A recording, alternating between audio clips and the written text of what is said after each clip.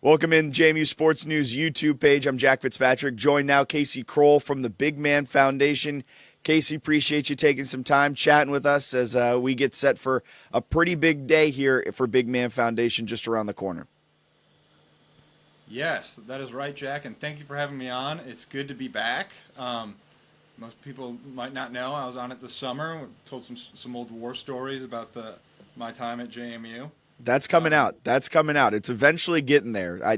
I completely did not realize, Casey, how long editing those stories would take. We got the one out about Scotty McGee, but the one featuring you and Vad about his performance at Southern Methodist. I'll use the full name for that. Definitely coming out. That was a fun time to catch up. All right, well then I'm going to play this off as I did that intentionally to plug, to tease that.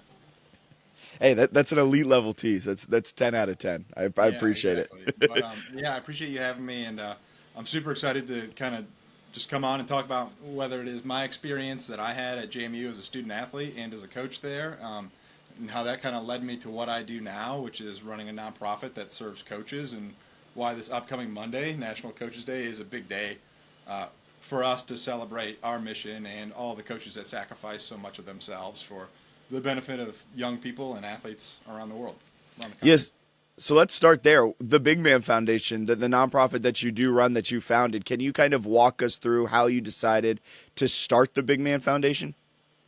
Yeah, I appreciate you asking that. It's I've told the story a million times. We're in our fifth year, and I tell the story almost every time I pitch or introduce the Big Man Foundation. It never gets any easier for me to tell. It's tough, but I started at JMU. I had a great coach, my position coach, my senior year, which would have been the 2015 season, which is coincidentally the year that we played at SMU. I ended up coaching there a few years later, but I'll get to that. But just had a great position coach, and my offensive line coach, Jamal Powell, made a huge lasting impact on me, and in a short amount of time just kind of changed the way I kind of saw a lot of things. And to the point where he made such an impact on me that I started talking to him during my senior season about potentially coaching and learning under him and staying around, and something that I hadn't even ever considered a few months before the season began. But just as I kind of got to see the impact that coaches can make on athletes' lives, like Coach Powell made on mine, I was like, what a cool profession to still be around football and everything, but to really just serve others and use football as a vessel to do so. And so I finished playing in 2015. I still had another semester of graduate school at JMU, and that spring I stayed on, and I just kind of helped Coach Powell out, set up drills, went out to practice, and I knew after our first spring practice that year, I was like, this is awesome. I'm hooked. And some people call it getting the coaching bug, and I had it bad. After one practice, I knew. And so I kind of hitched my wagon to Coach Powell, who was he was a young and up and coming coach. He was a superstar college player, played professionally for 4 years, had worked his way up the coaching ranks pretty quickly when he got to JMU. And that's just how a lot of people make it in the coaching profession, is you find someone that's talented and that you think is gonna climb the coaching ranks, and you kind of make yourself valuable to them and go along for the ride, which is what I did for Coach Powell. And we stayed at JMU, so I graduated, but I stayed on staff as a volunteer that next season, which was the national championship season, FCS national championship, which I thought was going to be the pinnacle of JMU football for a long time, but I feel like that got overshadowed pretty quickly, which I'm proud of. It's just the way it should be. But it was a good first season to be a coach, and then Coach Powell took another job in Texas, which was his home state, at Lamar University. Brought me with him there. We were there for the 2017 season, and then after that, he got hired to go to Southern Methodist University, which is a dream job for him. Division I offensive line coach, home state of Texas. Brought me with him again as his GA. After we got there, he just got we got through spring ball. It was a recruiting trip, and he got really sick really quickly. They couldn't really diagnose what was wrong with him. They thought it was Guillain-Barré syndrome. Within a few weeks, he lost an incredible amount of weight. He lost feeling in his hands and his legs, so he was in a wheelchair. Couldn't feed himself, couldn't walk anymore, couldn't really do anything. He was still there mentally, but I just kind of saw firsthand the burden that this, not Coach Powell, but his situation put on his family, because they had a wife and they had 3 young kids, and now all of a sudden her husband can't coach anymore. He can't, go to the bathroom by himself, can't feed himself, and so that's kind of where this seed got planted. I saw that these coaches, and it wasn't just Coach Powell, but bad things happen to coaches, and these coaches usually they pour so much of themselves into other people that I thought that there should be something there for coaches to help them through these kind of hardships so that they can get back on the field making a difference in the lives of young people and kind of let us take care of the rest. And so that's where it came from. Coach Powell ended up having cancer, and it was the way that the cancer was attacking his body was just super rare and super aggressive. And he passed away in 2021. He was 4 days shy of his 40th birthday.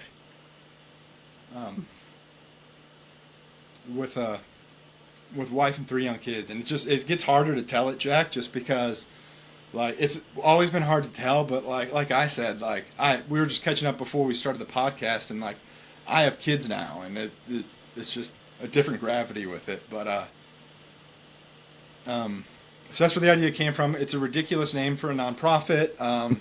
But that's what Coach Powell called the offensive line, was the big man fraternity. And so the name's an homage to him. And we're not a GoFundMe. We don't just, when people get, these things happen, we don't just send them a check and wish them good luck. But we pride ourselves on life's a team game, and we walk alongside people when they go through things like this and help them in thoughtful, meaningful ways. And so that's a long-winded answer. You told me I had 15 minutes total, and I might have taken up 8.5 right there. But it's an important part of the story, and it really just kind of speaks to the why behind what we do and why we started this a few years ago.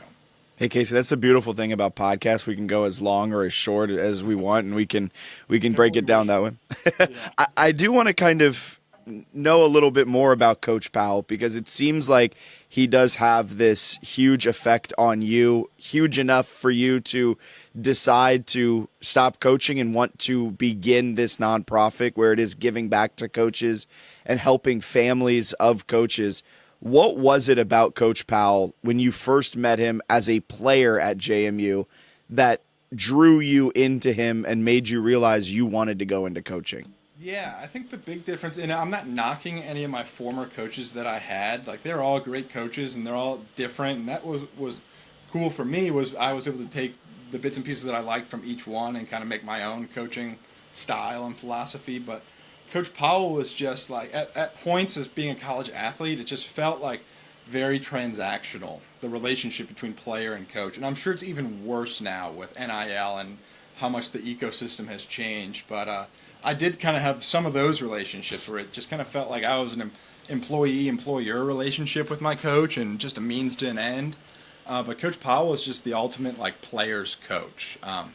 And just took a vested interest in me, not only and not just me, but my teammates. Not even just offensive linemen, the whole team loved him. If you ask Vad about him, Vad and Coach Powell were probably closer than I was with Coach Powell. But just really valued, wanted to know you as a person, challenged you to be a better student, just kind of all aspects of life. And I thought that was incredible. That it was this multifaceted investment into another person was special. What are some of the ways that you guys now have gone through helping families with the Big Man Foundation? Yeah, so I'll tell you a story. And it's grown as our organization's grown, and we've been able to help more people in more impactful ways, which is always the goal. But one story I'll tell is a story from a year or two ago. We helped a college coach as a strength and conditioning coach. He was a strength coach at Mercer, which is a FCS school, and he had just gotten hired to be an assistant at Boise State with their football team, that's a career move, right? Going from Mercer, and I'm sure Mercer's a great school, but to get to go to Boise State, legendary program, the Smurf turf, all the the Oklahoma game, it's just football lore galore there. So him and his family were moving from Georgia to Boise, and he was in the U-Haul with all the family stuff. The wife was about a mile or two ahead of him in the family car with their 2 young daughters, and they were in Little Rock, Arkansas, and the wife hit black ice. Husband didn't know. He was on the phone with her. They were just talking via Bluetooth while they were driving, and he said it just went silent. He didn't know what happened. And then he got a mile caught up in a minute or two and saw that they're wrecked. Luckily, both kids were okay. The entire engine compartment was on the wife's legs. It took them hours to get her out because she'd lost control of the car when they hit the black ice. She was a former athlete. She was a college basketball player, and her legs were destroyed, just shattered. And so that's when the family reached out to us, and that's where we kind of came in and helped them navigate it. And so the first thing, once I heard that, the first thing we did was I flew out to Boise. The husband had gotten there with the U-Haul truck because he had to start work. There was off-season conditioning at Boise State football, and he just landed his dream job, and he didn't want to, first day be like, hey, I can't come in. So he kind of toughed it out, drove the U-Haul the rest of the way. Had his mom was out there to help with the kids, but his wife was still in the hospital in Little Rock, Arkansas. And so I flew out there, was able to help logistics. I was help unpack, move in. We sent a bunch of stuff to the house, just groceries, toys for the kids, coloring books, DVDs. We sent just household essentials, so like towels, sheets, mattresses, toasters, just things that the family needed to survive while they were navigating this. And then we were also able to kind of help with the wife and their circumstances with her in the hospital, pay their rent for a few months to allow the husband to go back and forth, use the cost that he would have used towards rent as a credit to go and travel and see his wife and have family fly out and just kind of free them up financially to focus on recovery. And so that's a very special story to me because I still talk to that family almost every week. We've become like friends, and the wife has made almost a full recovery, which is pretty incredible. And just to know that we played a small part in their story and getting them from the lowest of lows to where they are now as Boise State's they had a great year last year, and to see them thriving has been just incredibly rewarding. And they're just such great people that we're very fortunate to have people believe in us and our mission to give us the ability to make an impact like that with coaching families. That's awesome. How many nonprofits like you guys are there out there? Like, how many other examples were there to kind of help you build out the foundation of the Big Man Foundation? There's none. There's there's other coaching organizations, but they're more like governing bodies. Like in football, we have the AFCA, which is the American Football Coaches Association.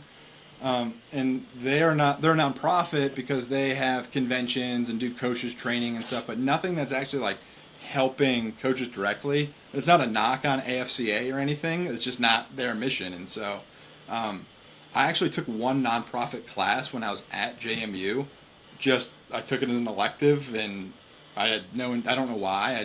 That was like the only class available with my football schedule or something, but that professor was Dr. Jennifer Taylor at the MPA program. Was actually the professor. Like 5 years after I'd graduated, I reached out to Shark Tank this idea to her about, and she's still on our board of directors, and she helped me through the entire incorporation process, writing our bylaws, and so I'm so thankful for her. And so yeah, we have really deep JMU ties, and she was able to kind of help me like come up with what our niche is going to be for this organization and how we're going to help. And we didn't really have anything to go off of. And that's what makes it pretty challenging for us is not everybody, like if you're not in the coaching community, like not everyone knows that this is a need, and so it makes our job, it's a big opportunity for us. But like when you hear things like cancer research or a children's hospital, like those are things that people are already like know as a need and that they're comfortable giving towards those causes. And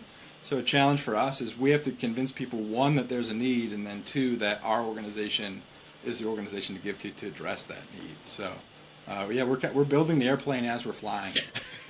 That sounds like a fun time, and I imagine it's also It's kind awesome, dude. It's so rewarding. I've learned so much, and like I've met so many great people through it. I keep a notebook. I just keep it here. I have it right here. I just have like a ledger that I fill out every week that has like my thoughts and ideas and my to-do list, and I keep them all, and I have binders from the years past, and I'll go through and read like my notes and ideas that I had when we were starting it and in the first year, and they're just like really bad ideas, and I'm glad we didn't try to bring to life, but you just don't know what you don't know, and there's no substitute for experience. And so I've learned a lot, and I've gotten a lot better at it. And we've just had some great people really invest in us and believe in our mission and the need behind it, and allow us to keep growing. Yeah, sometimes it pays off to it's a motto or a mantra I live by a lot. Sometimes you're too stupid to know better. Sometimes it's almost good to not know what you don't know, and that way you kind of just go through with it. Yeah. Sure. So I definitely am in that category, but no, it's incredibly rewarding. It's been a heck of a journey, and I'm so thankful that like I get to spend my time just doing something that is going to make the world a better place, and that is serving others. And I've just gotten to meet so many people, whether it's a family that we've helped or a donor that believes in our mission and wants to get involved. I've just met so many great people, and it's just been an incredible journey so far, and I can't wait to see it keep going, and our impact keep growing as well. And October 6th, Monday, when we're recording, so in just a couple of days, a pretty big day for you guys, it being National Coaches Day. How does that play into what you're doing?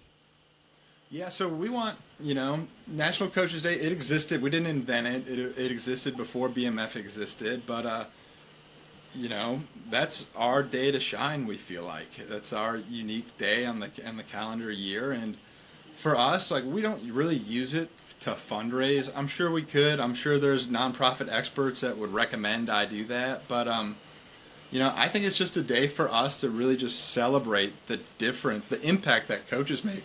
There's research out there that says a coach during adolescence is the most impactful relationship a young person will have during adolescence, more so than parents and peers.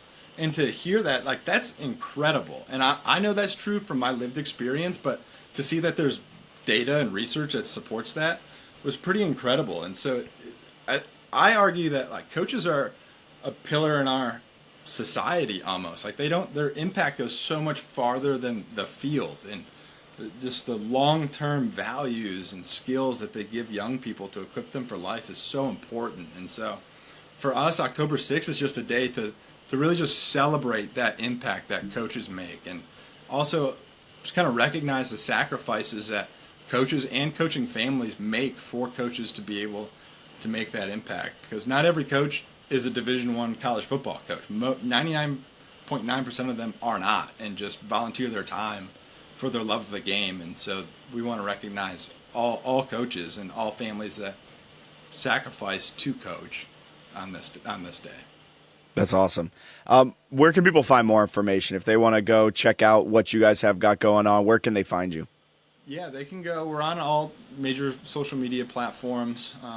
10 out of 10. 10 out of 10 rebrand. Not, I don't know what you guys were calling it, but the new social stuff you guys got going on, 10 out of 10.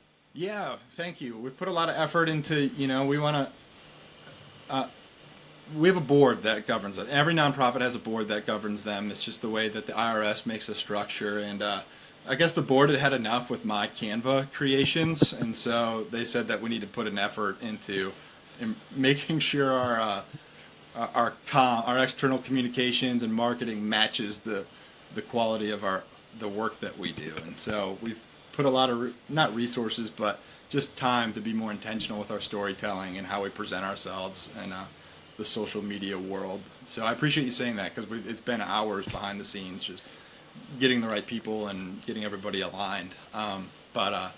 Yeah, you can find us on social media, and you can also find us on our website, which is thebigmanfoundation.org. Love it. Casey, appreciate you taking some time to chat about what you guys have going on with the Big Man Foundation and everything going towards October 6th as well with National Coaches Day. Thank you so much. I appreciate you having me on, Jack. Thank you. Go Dukes.